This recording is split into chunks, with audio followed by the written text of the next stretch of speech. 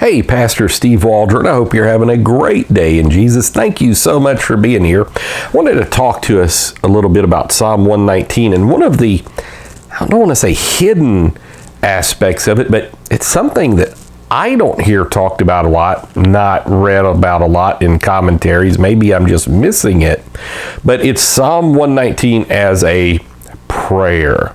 Now, not every verse, like basically every verse has something to do with the word. Some would dispute 3 verses there, but basically every verse in Psalm 119 talks about the Bible in some sense. But all basically, but the first 3 verses are a prayer. And I'll give you an example here. I've got it up on Blue Letter Bible, one of my favorite. I always love, I'll go there. It says 14,000 users currently using it. It's like, whoa.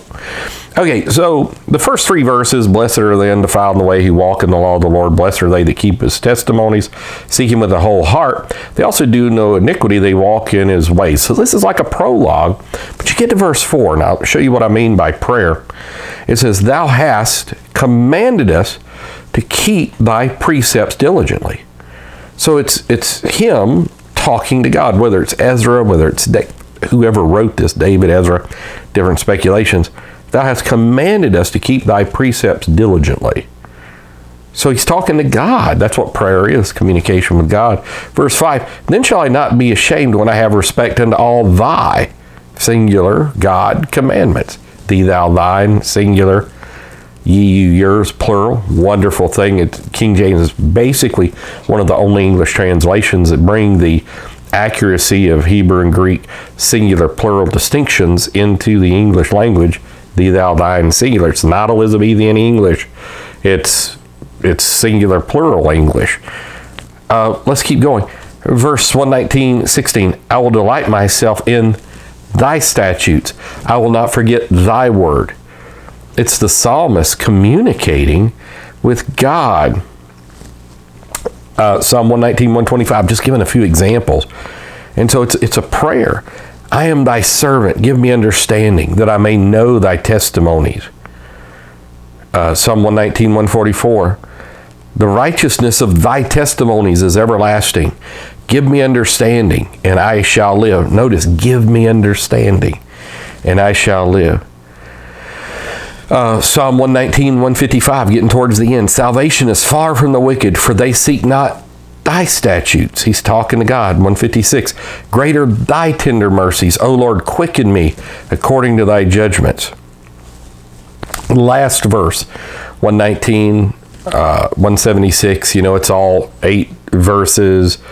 This is how Hebrew children, at least traditionally, have learned the Hebrew alphabet, 22 segments of 8 each. So 119, 176, I have gone astray like a lost sheep. Seek thy servant, for I do not forget thy commandments. So Psalm 119 is a prayer, is maybe one of those things. Maybe you've noticed it, maybe you haven't noticed it. There may even be books written on it. I certainly don't have every book that's ever been written. I do like books, especially like on Psalm 119. But I just wanted to bring that out because I didn't want people to miss it. That Psalm 119, to a large degree, I know Brother Harrelson at a recent conference I was at, he brought it out so wonderfully, Psalm 119. But he may have mentioned it was a prayer there, but I don't remember. I think he was saying Ezra wrote it and different things. I do remember that. But again, I just wanted to bring it out that most of it after the first 3 verses, if not all of it after the first 3 verses, is a prayer.